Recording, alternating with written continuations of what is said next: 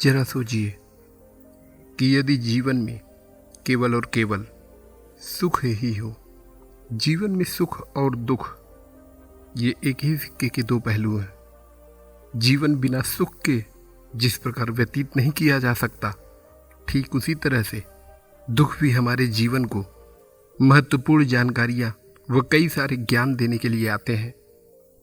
ऐसा कोई भी सुख नहीं है जो जीवन में परमानेंट हो, और ऐसा कोई दुख नहीं जिसकी समाप्ति पर एक नए सुख की शुरुआत हो।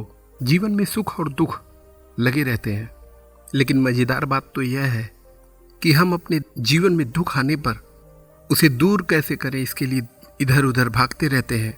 लेकिन वहीं पर जीवन में सुख की घड़ी में उन सुखों को कितने लंबे समय तक अपने जीवन में रख सकें, इस पर हम विचार विमर्श कभी भी नहीं करते। जहाँ पर समस्याएं एक टक आस लगाकर बैठ जाया करती हैं। आज की इस कहानी में जीवन के सुख और दुख को समझने का एक मौका मिल रहा है, और आशा करते हैं कि आप इस कहानी को पूरा सुनेंगे और जीवन की सुख दुख की घटना को समझने की कोशिश करेंगे। एक बार घनघोर अंधेरी रात में एक व्यक्ति नदी में कूदकर आत्महत्या करने की कोशिश कर रहा था। वर्षा के दिन थे और नदी अपने पूरे उफान पर था। आकाश में बादल घिरे थे, रह रह कर बिजलियां भी कड़क रही थी। वह शख्स काफी धनी व्यक्ति था। उसका व्यापार दूर दूर तक फैला हुआ था। अपने व्यापार से उस शख्स ने खूब सारे धन और मान सम्मान कमाए। समय बीतता गया और समय का चक्र बदलने के साथ साथ उसकी तकदीर भी बदलने लगी। एक दिन उस व्यक्ति को उसके व्यापार में बहुत ज़्यादा घाटे का सामना करना पड़ा। घाटा होने के बाद उस व्यक्ति की सारी संपत्ति चली गई और उसके भाग्य का जो सूरज दूर दूर तक चमचम चमक रहा था, वह सूरज भी डूब चुका था। चारों तरफ निराश ही निराश, और दूर दूर तक उसका कोई भविष्य उसे नजर नहीं आ रहा था। उसे कुछ सूझ नहीं रहा था कि आखिर करे तो क्या करे। इतने लंबे घाटे को वह कैसे पूरा कर पाएगा। इतना विचार विमर्श करने के बाद जब उसे कुछ भी नहीं सूझा, तो उसने स्वयं को समाप्त करने का निर्णय कर लिया। वह नदी में कूदने के लिए एक चट्टान के छोर पर खड़ा हो गया। उसने आकाश की तरफ देखते हुए, हाथ जोड़कर प्रणाम करते हुए जैसे ही कूदने की कोशिश किया, तभी एक बुजुर्ग मजबूत हाथों ने उसे पकड़कर रोक लिया।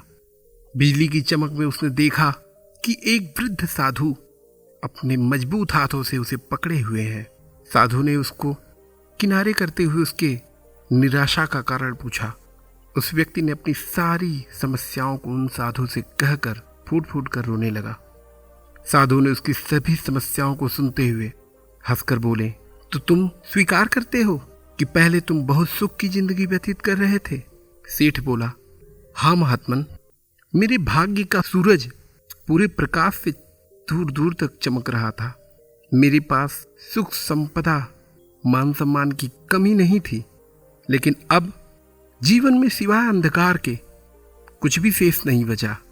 साधु फिर हंसे और बोले, दिन के बाद रात्रि और रात्रि के बाद दिन का आना कोई टाल नहीं सकता।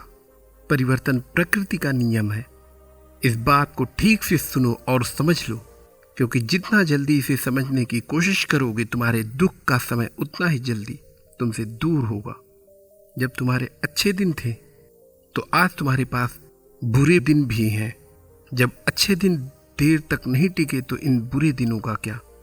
जो इस सत्य को जान लेता है, वो जीवन में कभी भी दुखी नहीं होता। उसका जीवन अडिग चट्टान की भांति हो जाता है। सुख दुख तो आते जाते रहते हैं, यही प्रकृति की गति है। सोचो, यदि किसी के जीवन में एक जैसा ही भाव हो, वह हमेशा खुशी हो, जिस चीज की आवश्यकता हो उसे वह मिल जाए, तो क्या उसे किसी तरह के उपहार पाने की खुशी का अनुभव कभी होगा? दुख न आए तो क्या उसे सुख का स्वाद मिल पाएगा? इसलिए जीवन में सुख और दुख दोनों का समावेश जरूरी होता है। जो इस नियम को जान लेता है, वो अपने जीवन को हर स्थिति में बड़े ही भाव से, बड़े ही सुख शांति से जीता रहता है और वही व्यक्ति जीवन में सफलता का हकदार होता है।